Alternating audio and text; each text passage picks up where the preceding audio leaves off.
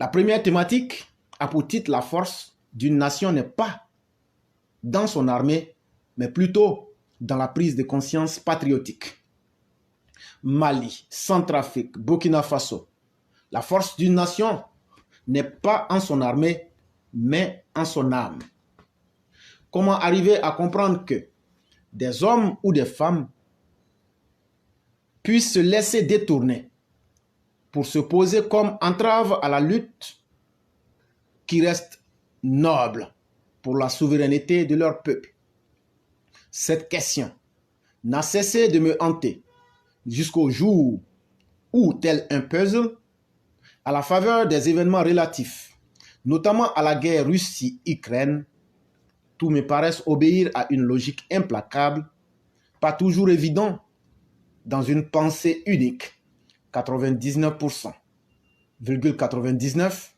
de formaté porté à croire que la force d'une nation tient en son armée.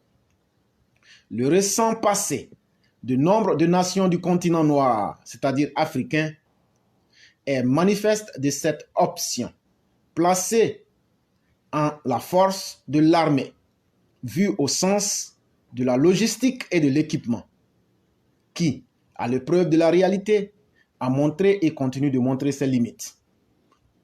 En des termes plus clairs, nombre des pays du continent africain ont investi des ressources colossales de leur maigre budget dans les dépenses d'armement pour au final se rendre à l'évidence que soit cela ne fait pas le poids ou soit l'ennemi a pris le contrôle sans que ne soit tiré un seul coup de feu. Pour comprendre notre perception de cette réalité, 3 cas d'école peuvent être proposés à l'analyse, à savoir le cas des pays tels que la Corée du Nord, l'Iran et ceux des pays tels que l'Irak, la Libye et la Syrie.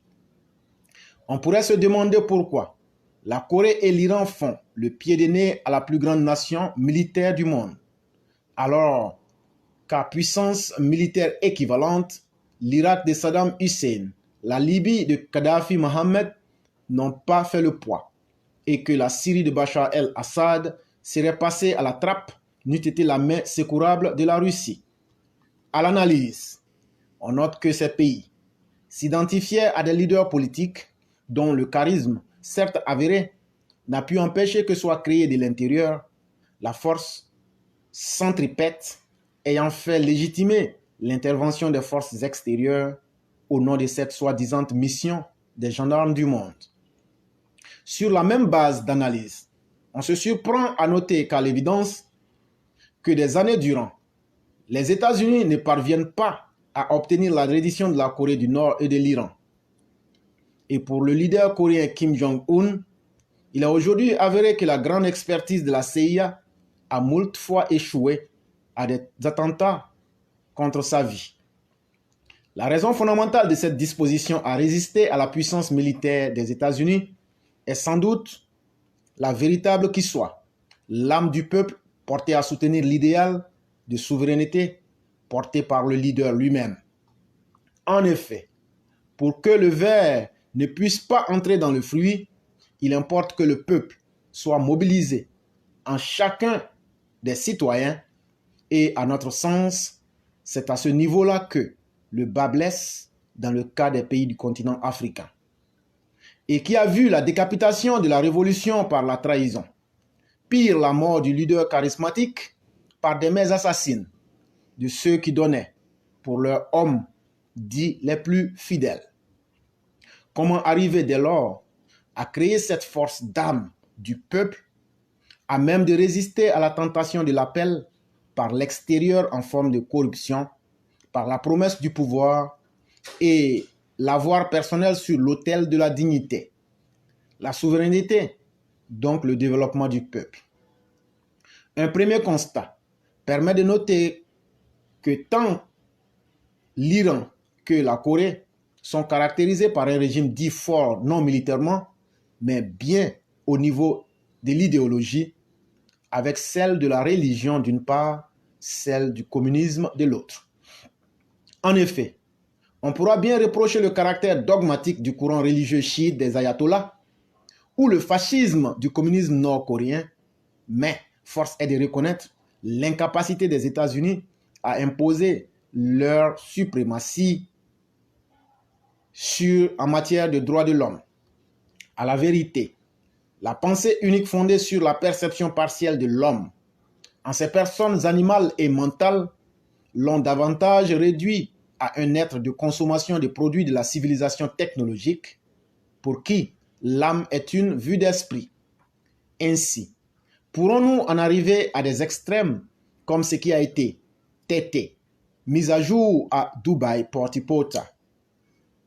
L'avoir et le pouvoir seuls expliquent l'incapacité de l'homme ou de la femme à se donner des limites, à ne pas franchir en termes de dignité et de sens de l'honneur.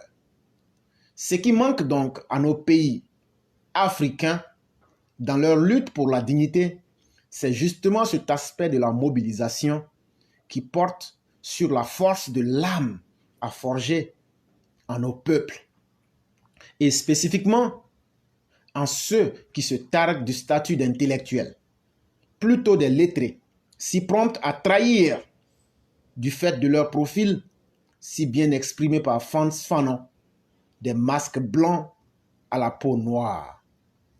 Vu du contexte historique et sociologique, le défi est grand pour nos pays africains quant à parvenir au stade de la mobilisation des peuples par la conscience religieuse telle en Iran ou de la conscience idéologique telle en Corée du Nord.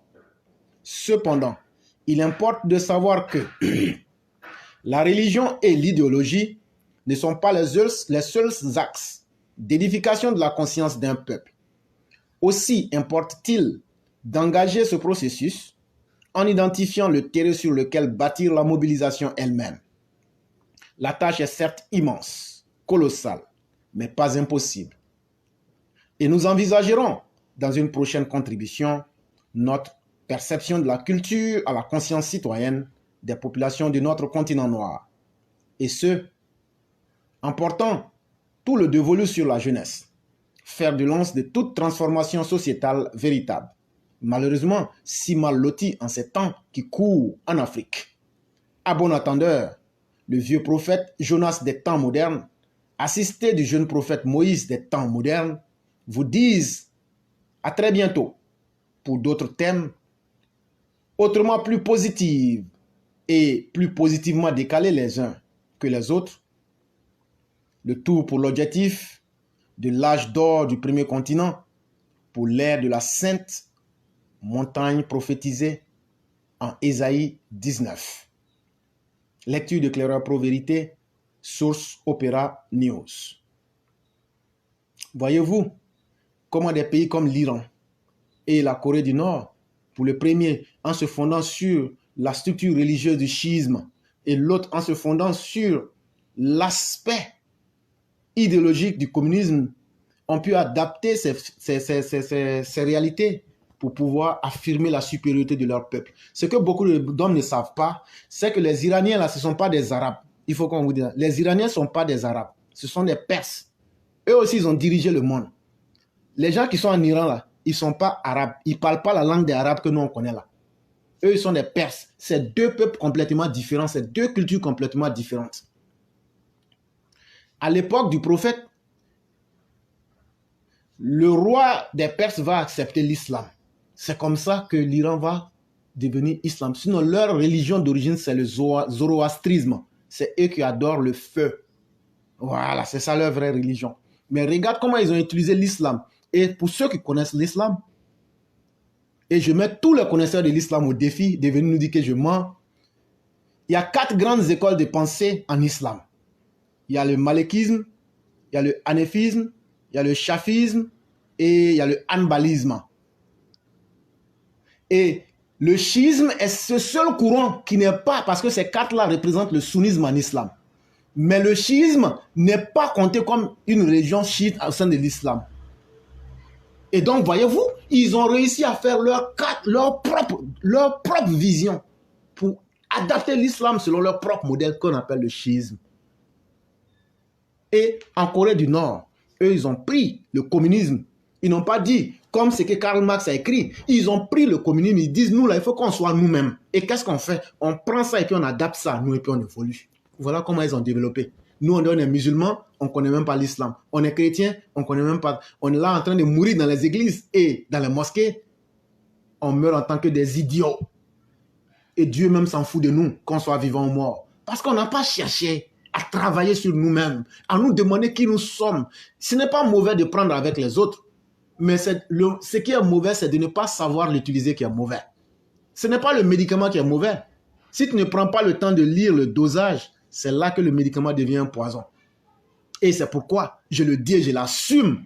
N'en déplaise à ceux qui me traitent d'islamophobe, les religions mal perçues en Afrique sont devenues des poisons pour les Africains. L'islam mal compris crée le terrorisme et tue des gens. Montrez-moi dans l'islam où l'islam permet qu'on tue des gens parce qu'ils ne sont pas musulmans. Ça n'existe pas. Et les musulmans même aujourd'hui qui estiment qu'eux sont des bons musulmans ne disent rien pour défendre l'islam. Et donc vous-même vous êtes aussi des poisons autant que les terroristes qui tuent les gens. Aujourd'hui, j'ai déjà fait un travail sur le discours du roi Léopold ici, à partir du christianisme. Regardez comment eux ils ont utilisé la Bible pour soumettre l'Afrique, pour essayer de dominer, de coloniser et de justifier la traite négrière qu'on appelle l'esclavage. Dans la vie, c'est comme ça. La vie, là, Dieu a déjà créé les principes. Dieu ne descendra pas. Jésus que les gens attendent là, il ne va pas venir. Si c'est vrai que Jésus va venir, que je meurs d'ici demain matin, Jésus ne va jamais descendre. Je vais décevoir les chrétiens, mais Jésus ne descendra pas. Parce qu'en réalité, Jésus, il est mort. Je suis déçu, mais ça, c'est une vérité. Et je peux le démontrer à la face de tout le monde. Je peux le démontrer à la face de tout le monde. Et donc, Dieu n'a pas créé les êtres humains. Et il ne leur a pas donné ce corps-là de pouvoir aller en haut et de revenir. Si tel était le cas, c'est que Dieu devient magicien. Or, lui-même, Dieu dit dans le Coran que les magiciens ne prospèrent jamais. Et donc, Dieu ne prend pas les religions pour venir faire de la magie. Mais plutôt, c'est à l'être de se demander, ce que j'ai reçu là, pourquoi dans la nature, quand tu dois manger là, tu sais comment éplucher. Pourquoi tu peux manger manioc frais? Mais pourquoi tu ne prends pas igname aussi pour manger frais? Donc, ça veut dire que dans la nature, là, tout a un rôle et tout a une manière d'être utilisé. On est là, c'est la démocratie qui est le problème. Même si les Blancs viennent avec quelque chose d'autre qui est mieux que démocratie, là, les Africains ne vont jamais s'en sortir. Parce que nous ne voulons pas faire d'efforts. Et nous voulons toujours du prêt à consommer. Et il n'y a aucun peuple qui s'est développé dans ça. Même si on a les bons dirigeants. Si eux aussi n'inculquent pas les bonnes mentalités, c'est zéro. Même si on construit des gratte-ciel, des immeubles, là, c'est zéro. C'est aussi de ça qu'il est question. Et il faut être capable de dire cette vérité aux Africains pour que des gens qui sont plus capables que nous puissent nous aider dans notre combat, pour que l'Afrique se réveille véritablement.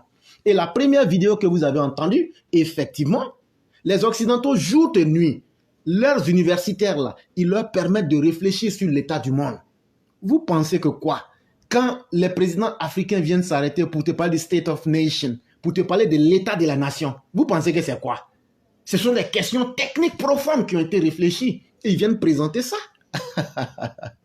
Donc, quand je vois certains comme Gouza Naounou qui se mettent avec quelques petits fonctionnaires africains, quelques petits fonctionnaires nègres pour narguer les peuples, c'est vilain et c'est malsain à la fois. Parce que moi, je peux te montrer certaines de mes photos avec les grands de ce monde. Et souvent même, j'en ai parlé ici, de quelques-uns. Et donc là, ce qui est vrai comme dit Saïd Penda. Et il y a des gens là, ils sont grands, mais ils préfèrent être humbles. Et je fais partie de ces personnes. Sujet numéro 2. On veut forcer Idrissa Gana Gueye à manger son totem. Et tout le monde connaît le problème. Mais je peux lancer un défi. Qui, autre que notre plateforme, a dit clairement et fait et soutenu Idrissa Gana Gueye? Pour moi, il y a des milliers d'internautes africains. Et nous savons que l'homosexualité n'est pas une valeur africaine. Mais la plateforme Éclaireur Pro Vérité est la seule plateforme qui a fait un texte, un poème que tout le monde peut lire et que nous avons mis en version audio que tout le monde peut entendre. Mais et vous autres, vous pensez que ça ne vous concerne pas? Vous souhaitez que vos filles deviennent lesbiennes? Vous souhaitez que vos petits garçons deviennent des PD, des gays? Voilà le danger du silence. Et il faut pouvoir parler. Dans ce monde-là, même si vous ne parlez pas, le mal va vous envahir. Et donc, pourquoi ne pas parler? Au moins, sortez parler, déterminez-vous. Pour qu'on dise au moins, ah, il a parlé, ou il a donné sa position. Soyez des Idrissa Gana, gay, en prenant position. Si vous ne pouvez pas le faire avec votre parole, si vous êtes dans la direction des pays africains, prenez des dispositions pour ne pas que cela marche en Afrique. Et si vous êtes faible, comme la majorité de beaucoup de personnes, détestez cela dans votre cœur. C'est vraiment important.